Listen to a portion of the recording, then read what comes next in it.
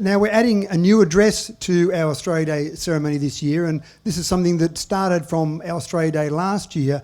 Lewis Burns gave the Welcome to Country. Lewis was elected to council at the end of 2021 and gave our Welcome to Country and talked a lot about unity, talked a lot about the fact that he stood on an election platform of unity and wanted to work out ways we could bring the community together.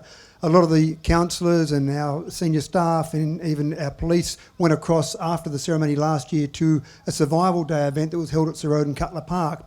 And we started some discussions throughout the year about how we could bring together and make this ceremony one ceremony for all Australians, no matter what their background or history.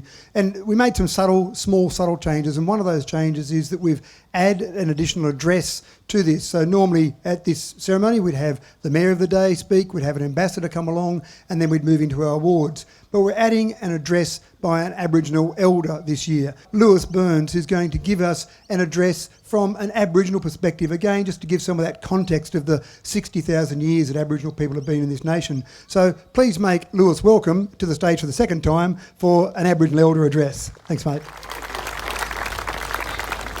Thank you, Mr. Mayor. I've already introduced myself and I've been asked to give an address here today, and I think it's appropriate because as a traditional owner and someone that came from the Aboriginal Reserve, which was, I think it was set up in 1898, and if you don't know where it is, when you're driving out of Dubbo towards Brocklehurst, before you reach the bridge on Talbragar River, the land on the left and to the south of the Troy Bridge is all Troy and Talbragar reserves. Now it's easy to get onto the land. Anyone can go on and have a look around, but you got to maintain. You got to do the right thing while you're on there. So it took us a while to get motorbikes off that country, and it was a favourite place for a lot of the motorbikes to be going. So now we ended up stopping that 10 years ago.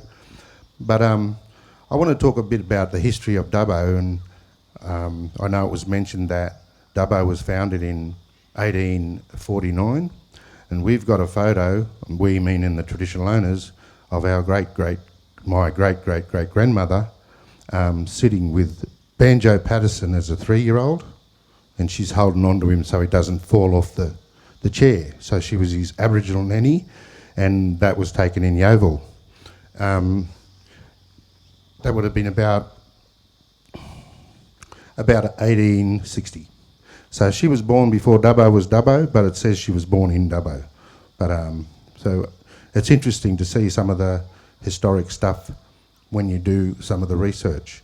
So it's good to know that we're still on country, and it's good to know that we've still got people living on country that want to protect and preserve our culture, which is very important, because I don't know if many of you know, I'm a didgeridoo player and I talk about cultural heritage, and I get invited all over the world to talk and present our culture.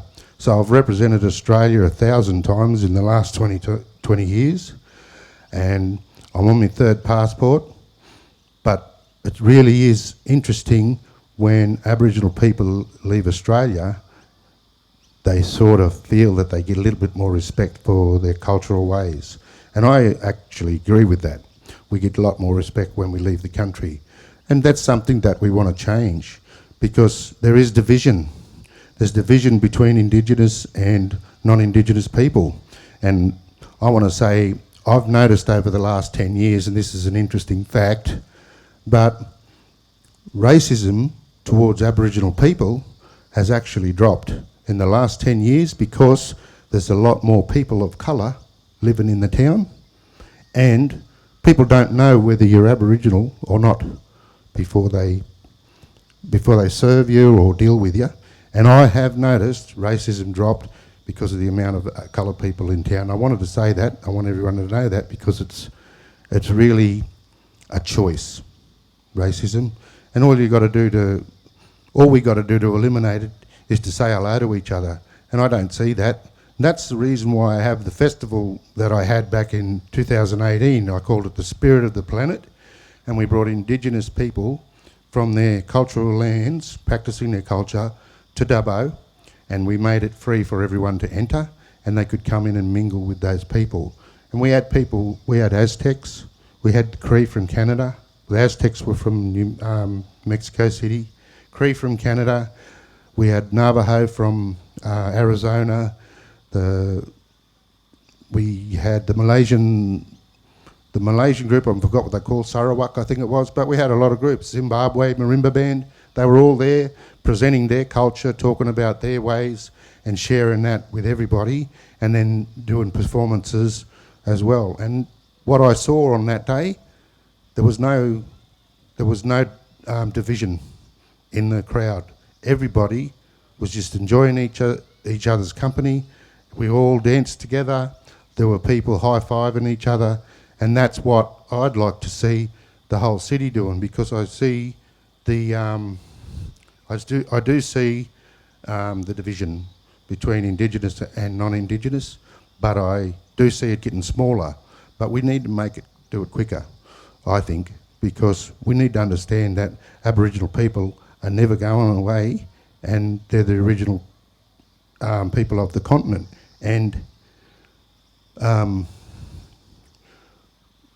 lot of the people do understand, and a lot of our culture has been brought through.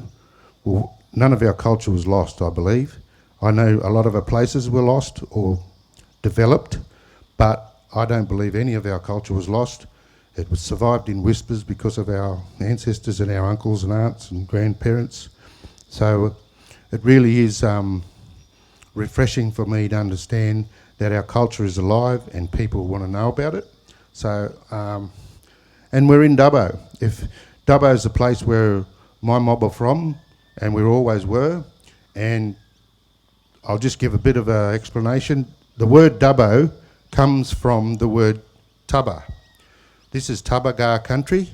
Tubba-Gar means red ochre, people. Gar means people. So if you're living in the country, you're Tubba-Gar as well. So I wanted to give that little bit of information because the town of Dubbo is actually named after our mob. So I don't know what else to say, but I feel like I got my message across, and I hope I didn't offend anybody, because I get on with everybody. So thank you, and I hope you have a really great day. Don't forget the shops. I haven't got a shop there, but I understand what it's like to set up and wait for someone to look at your stuff and then pack it all up and go, didn't sell anything, and I'm going to go and buy some stuff. So I'm going to look after them. Thank you.